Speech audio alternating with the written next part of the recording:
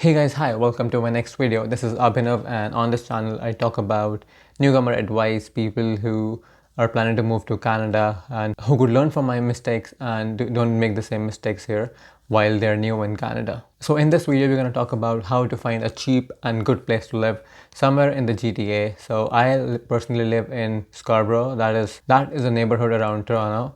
So all the tips I'll be sharing in this video would be related to living in the GTA. Let's get started.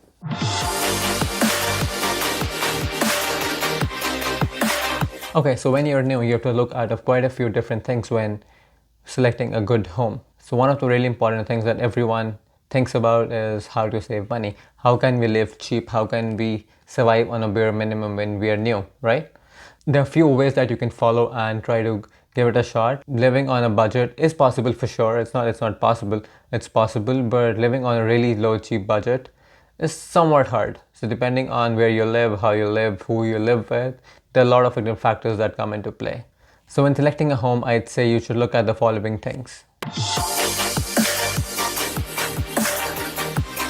So the first thing that I'd say is that live near work, because when you're living near work, you'll save time on your transit, on your travel. When I moved here, I used to spend like an hour and a half per side each day to reach work. So I used to reach office around 8:30 in the morning. Used to leave for that around 7 o'clock.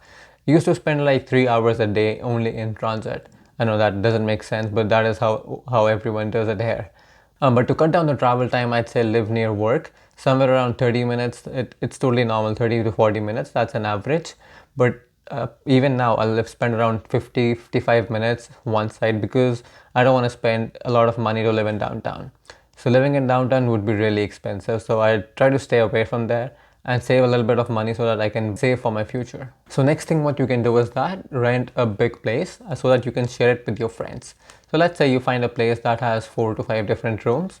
Each of you can take one room and the total cost of the house would be split amongst each and every one. What I'll do is that you don't have to spend a lot of money. You can live in a good place, you can live in a big place, and all the expenses that you guys have for the house, all the utilities would be split. So you won't think about this, but when you start living in a house, there are so many expenses. Starting from water bills, starting from utilities, including hydro, water, Wi-Fi. You don't think about it, but when you think of it in the end, the month end, you're expensive, you'll see it's not that easy. It takes a lot of money every month. So the next tip that I have here is that I'd say you should always live near a subway station or TTC if you're not able to find a subway. So if you're taking the bus every day, you have to spend a couple of minutes waiting for the bus.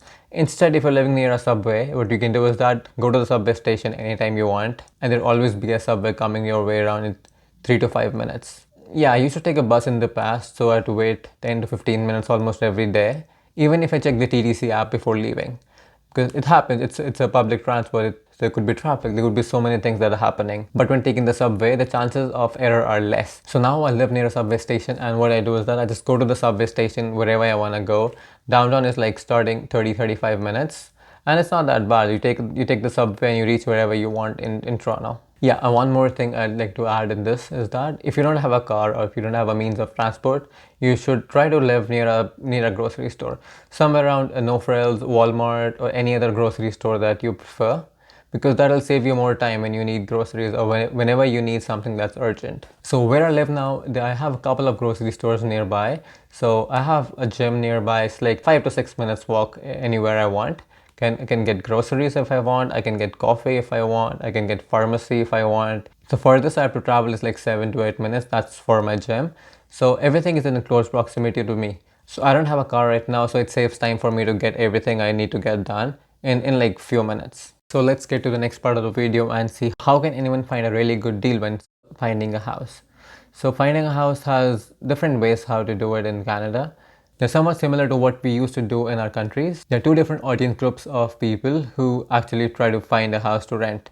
So the first one is students, and the second one is that people who are on PR. So if you're a student, it's kind of easy for you because you have your friends. So if you're a student, I'd say the first sort of thing that you should do is that check your college Facebook group, not the official one. There are a lot of colleges have unofficial Facebook groups that are dedicated to student housing. So I studied in Centennial, and Centennial has a group for students where people can go and search for accommodation. There are people like me and you, who list their apartments, who have an empty room and they want to rent it out. So the first thing that you should do is that check the Facebook college groups, not official ones, the unofficial ones that a lot of students have made. So what happens is that students who have empty spaces in their houses and they want to fill it up with more students, they post it in these groups and you can find a really good deal for sure. And new students always tend to check these groups because there are really good deals available. I've also seen students who are not even in Canada yet, but they have booked places. So I'd say stay away from it because you don't know how the second person would be when you come here and meet them. If you have a friend, initially for the first couple of days, live with them and then you can move into the apartment that you select. Or if you don't have a friend, the easiest option is to get an Airbnb done for like a week or so. It won't cost you a lot. It's like $30 to $40 a day. I know it's expensive, but get it done. You'll be comfortable. Settle down and then start looking for houses immediately.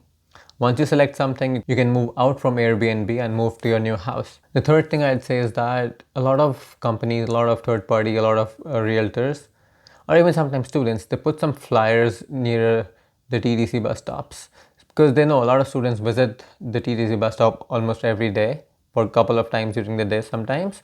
They put some flyers there with their numbers, with their addresses, and with some details of the house that they have to rent. So what you can do is that if you see something that is available or something that will be available in the next couple of days, you just reach out to them. Keep an eye open for these flyers so that anytime you see something and you need a house, you can just go and quickly get it. So what happens is that these places rent out really fast because there are a lot of students who visit the bus stops. So I'd say if you see it and if you're interested, just give the deposit and reserve it for you. There's one more thing that students can do is that talk to your fellow classmates. I know right now the times are different, but students are still coming to Canada. They need new places to stay. So whenever you're in a new class, just try to make some friends and ask them if they have found a place to stay. If not, maybe you can live with them and get a really good deal. If not, you can ask them if they have or if any of their friends have a room available because if you go through reference, things become really easy here. So the next thing I want to talk about is a resource that everyone has access to. It's not that you have to be a student or you have to be from a specific country or specific place to have access to it. Everyone and almost everyone has access to it. So this one is Facebook groups.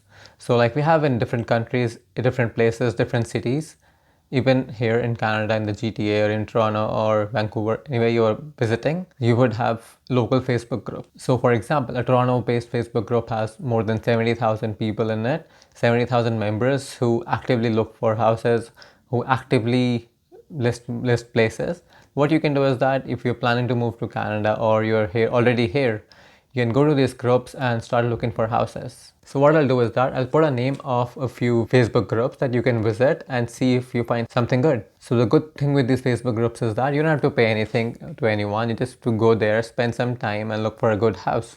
So the second source that I'll say that you can use is that Kijiji. So Kijiji is a classified that a lot of people in Canada are used to. What happens here is that a lot of landlords post ads on Kijiji. So fun fact, that's also how I found my house.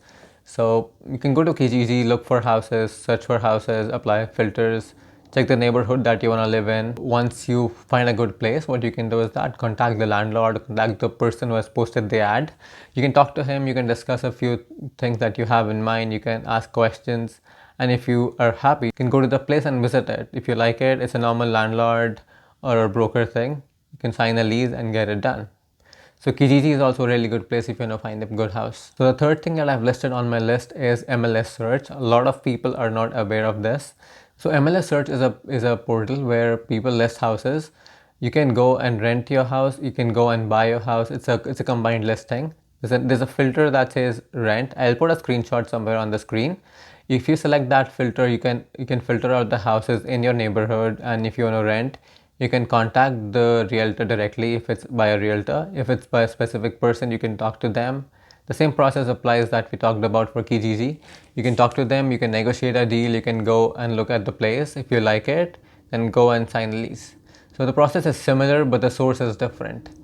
And how is it different is that a lot of listings that come on MLS don't actually go on Facebook or Kijiji because people directly search from here and get the houses. So if you're taking one extra step and go into MLS search, maybe you can find a really good deal.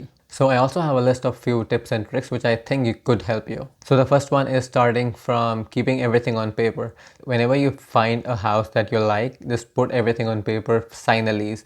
If you don't sign a lease, a landlord can anytime kick you out. So I'd say if you find a good place that you want to live in for a longer time, at least 6 months to a year, you should sign a lease. The second thing I want to talk about is false listings. So if you go to Kijiji, you'll see a house listed on Kijiji with a really good price, a really good backyard, really good front yard, amazing house, and the price is really under your budget. So what happens is that a lot of people list fake houses. They even send you fake lease, and if you sign it and send it to them, nothing happens. When you go to an actual house, it's not even there.